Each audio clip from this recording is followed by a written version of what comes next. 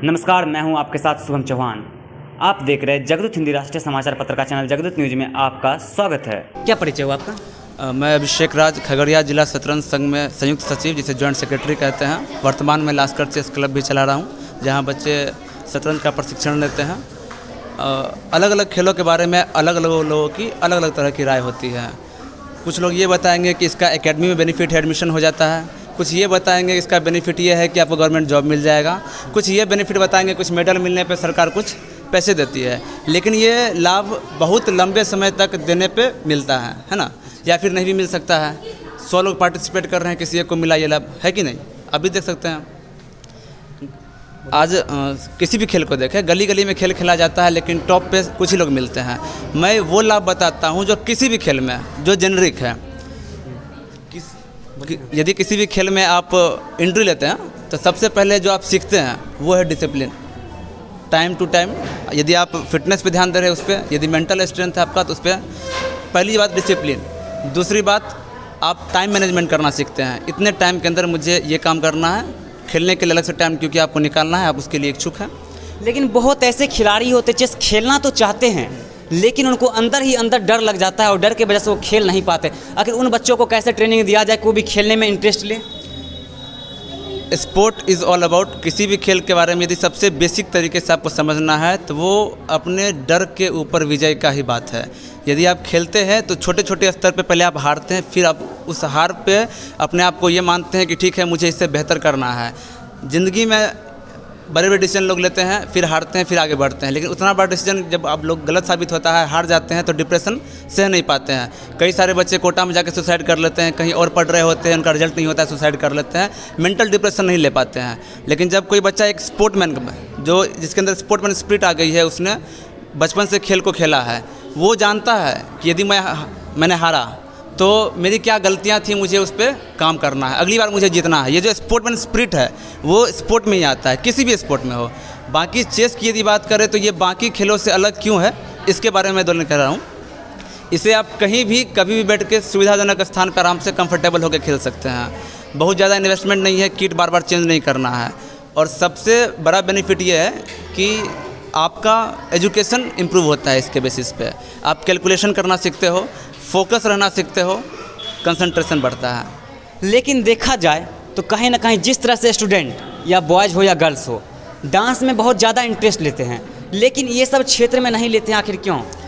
जिस किसी भी क्षेत्र में ऑडियंस मिलती है वो ज़्यादा सोफिस्टिकेटेड लगता है।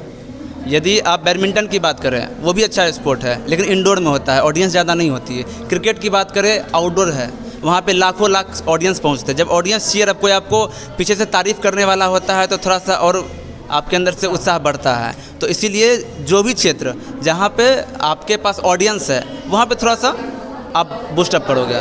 तो आखिर ये लोग को कैसे ट्रेनिंग देते हैं आप? ट्रेनिंग के लिए सबसे बेसिक है, पहले बच्चों को ब्रेन एक्सरसाइज करवाया जाता है। कैसे सोचा जाए, लिमिटेड टाइम में ज़्यादा सोचा जाए, कम टाइम पे ज़्यादा सोचा जाए, चीज़ों को ज़्यादा से ज़्यादा कैसे याद रखा जाए, जो बिल्कुल बेसिक स्टर होता है हम लोग को सीखने का, अल्फ़ाबेट्स, कैलकुलेशन वगैरह, बिल्कुल उसी तरीके से ये भी चलता है। आपके जो स्टूडेंट्स हैं किस लेवल तक जा चुके हैं? अभी स्टेट चैम्पियन बन करके नेशनल में रिप्रेजेंट कर रहे हैं हमारे स्टूडेंट। तो आपके जो स्टूडेंट है क्या कुछ उनसे अपील करते हैं, क्या कुछ उनके भविष्य के लिए बोलना चाहेंगे? जो भी मेरे स्टूडेंट हैं, मोस्ट ऑफ द स्टूडेंट जो है वो अभी कम एज में सीखना शुरू किए हैं। किसी भी खेल में सबसे बड़ी बात है कि कितना जल्दी आपने स्टार्ट करा, क्योंकि जो जल्दी स्टार्ट करेगा वो जल्दी पहुंचेगा। तो इससे इतना हम लोग उम्मीद कर सकते हैं कि वो आगे चल करके नेशनल इंटरनेशनल लेवल पे नाम रोशन करेंगे। अच्छा, तो इसमें कुछ एज लिमिट भी है क्या?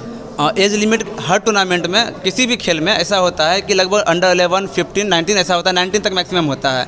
मिनिमम की बात करें तो 11 से नीचे किसी स्पोर्ट में नहीं है। चेस इकलौता ऐसा स्पोर्ट है जिसमें अंडर 7 से नेशनल गेम होता है। एशियन की बात करें, वर्ल्ड की बात करें तो अंडर 5 से होता है। अभी आपने देखा होगा 4.5 साल की बच्ची यहाँ चेस खेल रही थी जी, वही हमारे स्टूडेंट हैं। और ये वही व्यक्ति हैं जो चेस के साथ साथ और भी अलग अलग चीज़ सिखाते हैं, जो इनके पास काफ़ी बहुत ज़्यादा हुनर भी है।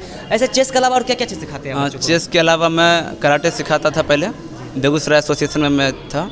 उसके बाद फिर मैं म्यूज़िक सिखाता हूँ, सारे इंस्ट्रूमेंट सिखाता हूँ, गिटार, पियानो, वायलिन, हारमोनियम वगैरह सब सिखाता हूँ। यदि आपको इस लाइन में इंटरेस्ट है तो एक बार इनसे संपर्क करिएगा। बहुत अच्छे टीचर हैं, बहुत अच्छे ट्रेनर भी हैं।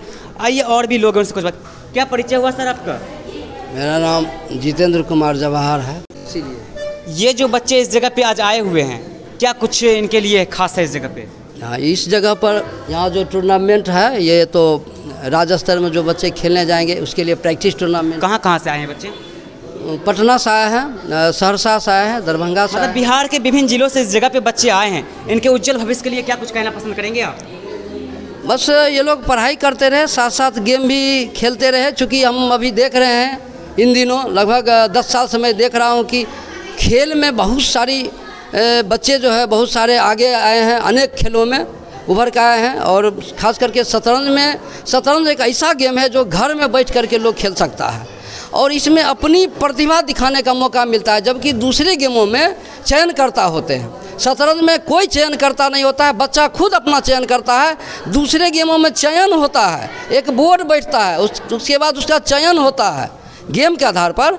लेकिन इसमें है कि अपना बच्चा खुद खेलेगा और खुद उसका चयन हो जाएगा ऑटोमेटिक। जिला से खेलेगा, राज्य के लेवल में जाएगा, राज्य में 1 से 4 में आएगा, नेशनल खेलेगा, नेशनल में वो ऑटोमेटिक ओलंपियाड और वर्ल्ड लेवल का गेम खेलेगा ऑटोमेटिक। उसमें कोई बार्गेनिंग नहीं है, कोई चयन करता नहीं होता है, कहीं से कोई अपना पराया की बात नहीं होती है चेस में। मैंने जो देखा है, मैं भी 1985 से खेल रहा हूँ और कई टूर्नामेंट मैंने अंतर्राष्ट्रीय टूर्नामेंट भी खेला है। जो बुद्धि है, मानसिक बुद्धि है, इसके साथ गणित है, इसमें बहुत फास्ट जो है सो बच्चा का माइंड बहुत ज़्यादा तेज़ होता है, मेमोरी शक्ति बढ़ती है।